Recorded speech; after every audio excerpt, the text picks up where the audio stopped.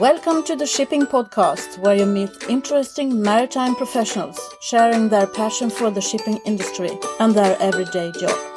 I am your host. My name is Lena Gothberg.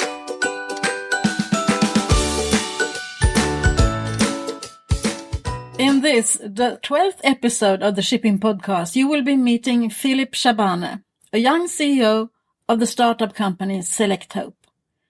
We are talking innovation, perspective, being new into the shipping industry, and also about big data. To make this interview, I had to go to the office of a large pharmaceutical company, Zeneca, which has its bioventure hub situated just outside Gothenburg. It felt a little bit odd to go to a pharmaceutical company and meet shipping people, but you will understand the reason behind this in our conversation when I speak to Philip. Antifouling, to our non-mariner listeners, this is bottom paint, applied to the hull of the ship to slow the growth of organisms that attach to the hull and can affect the vessel's performance. So just to be a little bit prepared, now you know what antifouling is. I'm so pleased to announce that this episode is also sponsored. Episode number 12 is brought to you by Astra, whose CEO Håkan Svensson loyal listeners remembers from episode 7. Astra is manufacturing sailing boats, the M32 racing catamarans, who organizes the M32 series and has recently bought the iconic World Match Racing Tour. Thank you, Håkan and Astra for assuming responsibility for raising the profile of the shipping industry and to help me spreading the word about how we can contribute to the development of a sustainable world. Let's listen to Philip Chaabane, CEO Selektope. Welcome to the show, Philip Chaabane. Thank you. Could you please introduce yourself? Who are you? Of course. I'm a 38-year-old CEO of iTech. I have a mixed cultural background. My father is from Tunisia, Swedish mother. I've grown up in Sweden. I hold a Master of Science in Engineering, Material Science, which happens to be European version. So I've been a lot of my time studying in France and Spain.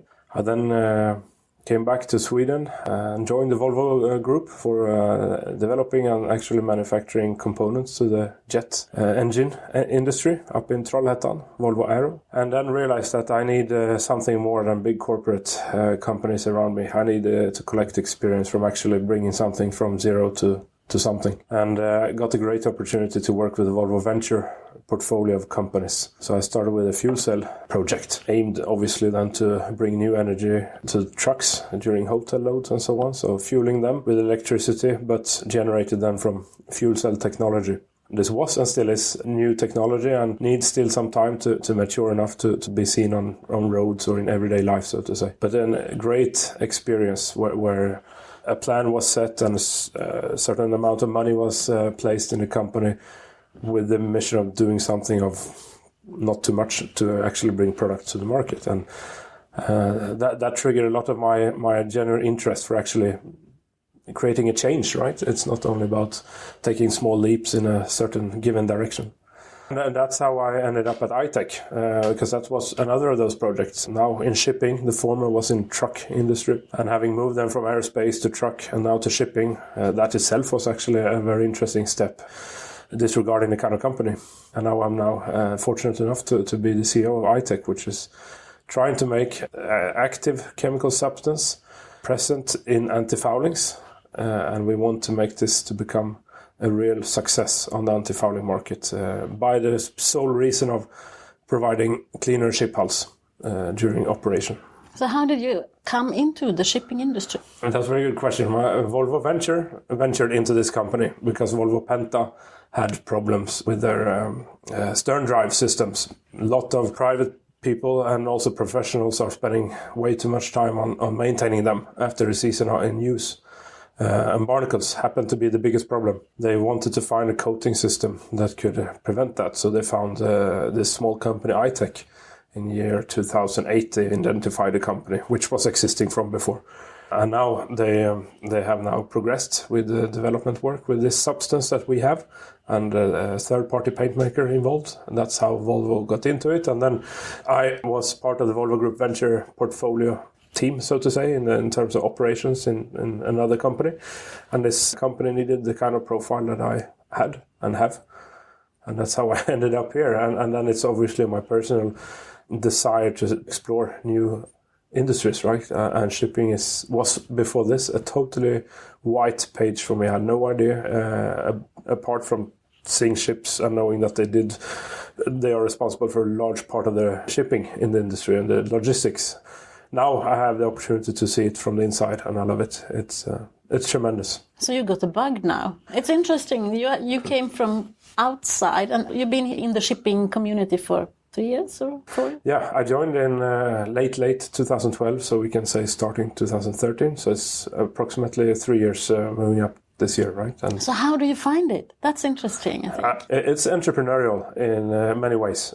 It's very quick decisions all over the scale, from low levels to indeed the big shipping companies. You see how they quickly turn and how they have to adapt to very quick changes in demand of trades and shipping of goods, of course, but also to emission legislation and so all that. And it has previously been an industry which has been shielded quite a lot compared to other industries in terms of emission regulations and so on. And now it's all being fitted into that kind of same stream that the trucks and cars has been living with for quite some time.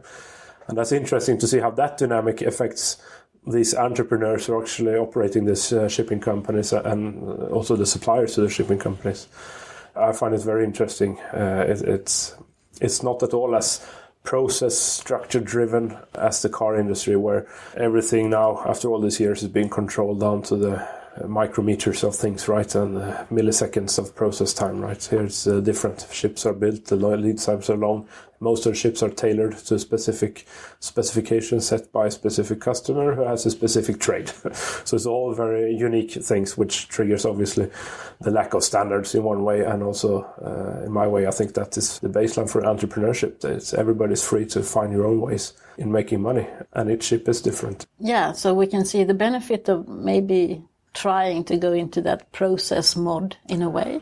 And I can also see people screaming and shouting, I don't want that. I want to be free as I have been. So just the future will tell, I think. The future will tell, and I think everything will be more and more streamlined, I guess, as we move forward. Yeah, in a way, because there are some things to win at that as well. Yes, it's everything from competition, right, to cost competition. There's an oversupply of ships, and that happens from time to time, I've understood. But that generates a need for being more efficient. And one part of that is obviously working more efficiently, i.e. having processes in place so things are repeatedly done with the highest quality. But I think parts of it will be influenced by that, and maybe other parts will not be. Let's see. So when you meet, if we start by that, when you meet the shipping people, or when the shipping people you have met, are those technical people, or is it on the commercial side, or is it? I meet generally with those who decide and have a say on ways to optimize fuel efficiency on a ship, and typically, so far at least, it's been the technical managers of different shipping companies who have this responsibility of selecting technologies and trying new technologies to meet their targets on improved efficiency. We also meet yards, of course, who have a say in this, and they are obviously technical people. So yes, I must say it's a very technically driven interface I have. Yeah, I'm amazed by the shipping people who are actually so in the front line of technical development, because I think they are. And in other ways, in our business, they're not at all at the forefront of doing things. No. And I think that has come very quickly last few years, when I at least meet the very big prominent ship owners in Scandinavia that I'm closest to, of course. They have started to build up quite some divisions of really high-level academic competences to analyze, to make selections, to advise on things, right? Follow up data. Data is something that the shipping industry has more than anybody else, right? There's a lot of data out there, and the question is often how can you use it to bring value? And I think that is part of increasing the technical complexity. I agree, and I don't think that it has been used. I mean, the industry doesn't realize that there is so much data to just be used in the correct way to help take decisions for the future. No, I think you're correct. I think it's a huge potential out there. I think you have to be a certain size in terms of a company to actually afford to do this, because it's an investment, right? Until you actually see the benefits of it. But I think you're correct. There's a lot of spots in this world that can still be optimized. And that's also maybe why we see a lot of new consultancies starting up, giving that service to the shipping industry to have the data analyzed and so on. Yeah, that's very true. We see a lot of that, right? And reflecting back to our own business, right? We're having this active substance that is being put in antifouling paint, which in turn is being put on a ship hull. And there's one technology existing today that's having total market lead, which is the copper-based technology, right? And not much effort has been done for quite some time to challenge that or try to come up with other ways of thinking around the antifouling problem until now, where Selektope is actually breaking through and showing that for first time in quite some time. The antifouling part of it is getting a new technology to use to further improve the hull performance, right? And obviously we've been seeing fouling issues the last 2,500 years or something like that, some claim, right? And various means has been used to combat that, and we're here and we still don't have the perfect hull. So I'm quite delighted to see that we have managed to be part of those actors who actually try to lift the level of technology and innovation in the industry. Yeah, we are in your office, which is situated within the Astra Zeneca building. How come? Very good. Our substance is an active chemical substance, which also has a slight use in pharmaceutical industries. One of our owners have a strong hold in the pharmaceutical industry as such through other projects. And through them, we got to know about AstraZeneca's BioVenture Hub endeavor, or initiative, I should say, where they want to link in innovation companies to their big corporate structure to get more close to innovation, also to get another way of maybe using their own resources when they have downturns. Innovation companies may have upturns and they could exchange resources maybe. And that's another need of I-Tech, right? Some of these processes that we have to go through from a regulatory standpoint are much the same as the pharmaceuticals. We can have advice from skilled people in the AstraZeneca group. We could get experience from other venturing companies here on how they have handled certain problems. So it all comes across, right? It's taking pharmaceutical things, in our case, and then trying to make it an industrial product in an antifouling industry, which is completely nuts if you ask the most people around here. But we're trying to do it, and we've been quite successful, and it's put a laugh on everybody's face, basically. And there's a lot of people coming in this office and my colleagues' offices from the AstraZeneca group and asking, we need to have paint for a boat and all this, right? So if you would explain to a layman, what does your product do? How does it work? What's the benefit of using it? Yes, Selektope, which is in fact a generic name, medetomidine, is an active substance that has a pharmaceutical mode of action, which means through research they have explored why barnacles settle the way they settle on a surface. And by understanding that, they could search for molecules or compounds that could trigger a certain behavior on the barnacle to actually leave the surface without affecting it negatively in terms of killing it or giving it long-term effects. So when they did that invention, it was automatically considered as a really interesting track, of course, using a totally different way to approach antifouling. Other technologies rely on high dosages and creating toxic layers towards the target organism. We can use extremely small quantities to repel the barnacle larvae from any surface in which you can attach antifouling coating. So we can use 1 or 2 grams of our substance per liter paint to create this magnificent effect of barnacle resistance compared to 500, 600, 700 grams of our competing technologies in the same liter of paint for the same biological effect, at least. So by using pharmaceutical research and a pharmaceutical compound, we have found a way to deter barnacles in a very, very effective way without affecting other things on the boat. It's very selective, so it doesn't affect other things in the marina or in the water or things like that, and it's biodegradable according to studies we have. So it really is a big change to the antifouling problem. So how do the antifouling people, the other ones, the copper ones, look upon you then? I think there's two ways of looking at it. We could actually use copper and Selektope in combination of each other. Copper has other advantages of not only biological effects, they have effects of mechanical properties and so on in the paint. Selektope and copper have been shown to have a certain degree of synergy in terms of creating together an extremely strong effect. But we're also seeing that Selektope alone is capable of replacing copper, and of course that puts a competition to the copper industry in this case, which they have not had for a long time. Do you see other areas where there could be a cross? I think this is a very hard question, but the other areas where there could be benefits for the shipping industry to have some crossover technology exchange or whatever you should call it? With regard to Selektope or in general? In general. In general. When thinking about emissions and so on, there's obviously two industries that we know of that have had similar problems, although in a much smaller scale, which is the automotive industry. I mean, it's still the same sulfur, it's still the same particle matter, or the nitrogen particles, NOx, that has to be treated. And obviously the solutions may not be exactly the same because a ship is so many more times bigger than a car or a truck. But the basic understanding and problem approach should be likely the same, right, on how at least to get rid of it from an engineering point of view. That's one way. Then I think shipping has advantages that the car industry and others don't have. They're so global. They actually, I mean, if everything was as shipping is with global standards and so on, I think everything would be a lot more efficient. Shipping is, yes, now having regional issues with some emission legislations not being coherent with every region in the world. But on the other hand, there's an IMO trying to keep a global watch on this. And I mean, if we could have everything according to global standards, the car manufacturing would be a lot easier, right? With one version that would be accepted in every country around the world, for instance. So there's, I think on that level, different things.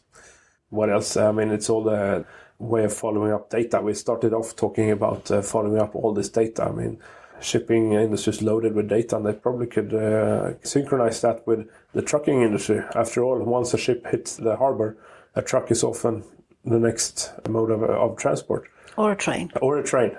Potentially, there is more to do in terms of timing there, in terms of knowing exactly when a ship comes in. Or, for that sake, calculating the total footprint on carbon dioxide of the whole transport chain, right? So by knowing all these facts on how much that consumption was during that route, things like that. How do you see the future of shipping? I see a very interesting future for shipping. I think it's becoming a lot more sophisticated. I think the new ships are tremendously much better than what they have been in the past, and this is probably a period which will set history in some aspects of this industry, with all these changes coming in on eco-speed ships, or whatever they're called, with EEE systems, with different designs. People are really nitty-gritty, searching for an efficiency solution, which changes, right? Ships are becoming so much bigger because it's more efficient. They're changing engines. Some are running on methanol, we know, here in Gothenburg, and that's a change, right, from using marine fuel oils and so on. I see a very big opportunity for shipping industry to prove that it's really the most sustainable way of shipping things. After all, we have to ship things, so we have to spend energy on moving things from one place to another. And I think shipping industry, with the things that are going on now, will actually prove it's outstanding in that aspect.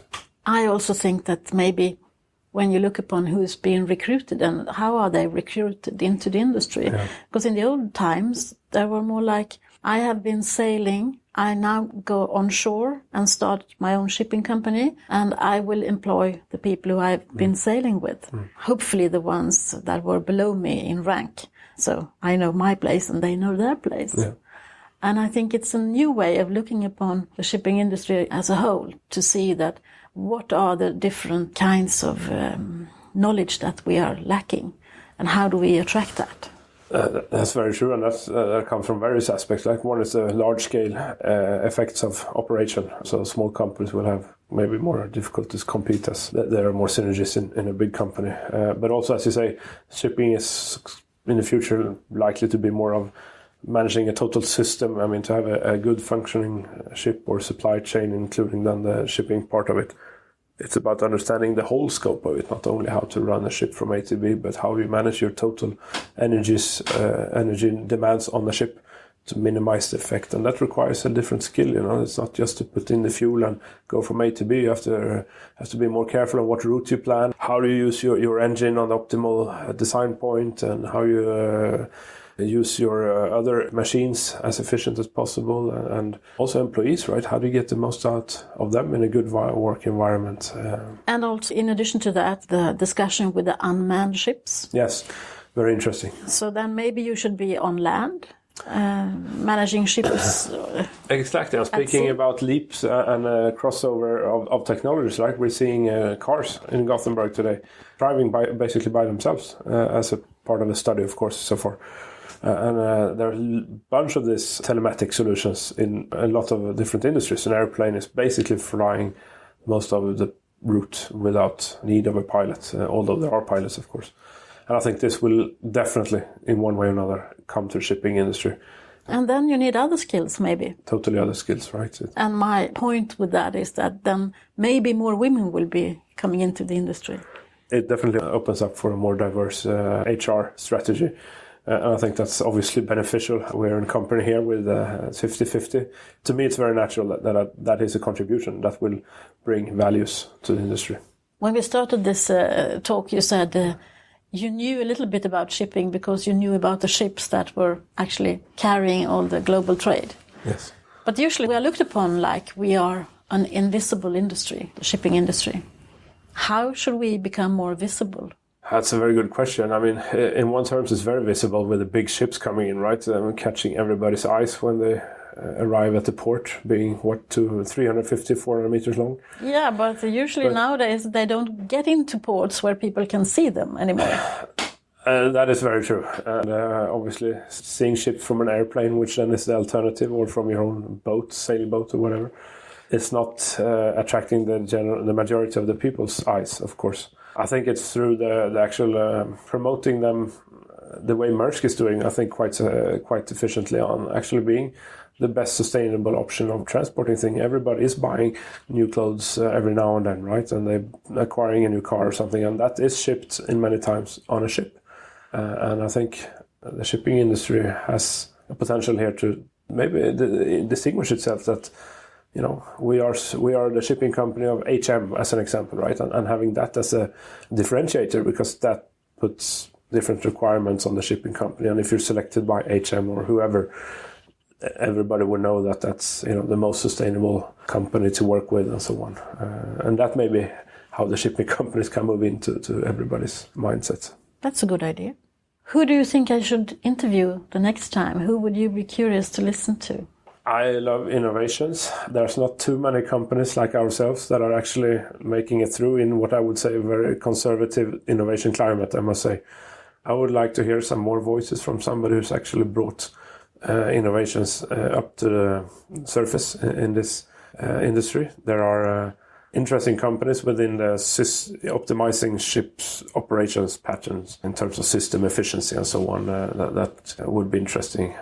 So some sort of innovation profile within the industry who has actually made it to the surface, bringing new technologies or products to the market. It could be, Lean Marine. There's a company in Gothenburg, small scale, that are actually finding interesting ways of optimizing the operation of ships. Could be one way. But there are many in this town and in this world which could be interesting. Okay. So is there anything else you want us to touch upon? I think we caught the essence of what I think about this industry. What we just in this previous discussion talked about was the conservatism in this industry, and that maybe merits a word, right? It's a industry which obviously has a great cost in a ship, and a ship you don't play around with a ship, you don't put experimental things on a ship to a large extent. So that puts a really big challenge to the speed of which you can actually change things in shipping, because everything has to be so well proven, and proofs take a long time. In terms of underwater coatings, it takes a docking interval. And I think it requires a lot of courage from those who are actually taking the decisions. Yes. This is it. This is what we go for. Because they're going for it, maybe, if you are building a new vessel, it's 25, 30 years from now. Yes, and you have to have somebody who dares to be in the forefront in an industry where you maybe have not been that well awarded for being that in the past. But now when all these parameters are up there and ways of analyzing how ships actually perform in terms of a sustainability perspective. And not to say the management pressure on saving fuel should indeed trigger a larger risk awareness and will to actually push new things ahead. If you never try, you never win, right? And sooner or later, I think that will be a more natural ingredient in everyday life in shipping. I think you're right. Thank you very much, Philip, for your time. And Thank you. Good luck for the future. Thank you. Thanks a lot. And we also look forward to this. Thank you for this interview. Thank you. This interview with Philip and the many people approaching me, totally unfamiliar people, reaching out to me with appreciation for me taking this initiative to start a podcast about shipping. Not to mention all the people cheering for me since they see me as someone thinking outside the box. That got me thinking about, why are there almost no startups within the shipping industry? Is there no need for that? By startup, I mean a company working to solve a problem where the solution is not obvious and success is not guaranteed. Startups is a state of mind. I started to ask around with the people in my closest proximity, the ones I see as the most forward-thinking people. And the most common answer to my question about startups in the shipping industry is that every shipping company has their own in-house technical department where they work with innovation. I found that very interesting, since I understood that they don't know what I'm referring to. The answer shows that we are doing this the way we have always done innovation. In other industries, today, larger companies are aiming at acquiring the bright minds driving startups. They create divisions that operate at arm's length from the rest of the company, and they are actually actively hunting for the startup companies. Our industry is Airbnb and Uber. They are probably out there already, but not on the horizon of the shipping community, which hasn't started to adapt to the new times yet. I will continue to try and find a place for all the great ideas I get presented to me, from people who find it hard to get the ear of the shipping industry. Thank you for listening. Don't forget to share with other people that they are able to download the shipping podcast from the iTunes. And I would appreciate if you would leave a review on iTunes or go to the website and comment on this episode, number 12, with Philip Chaabane. Until the next time, bye-bye.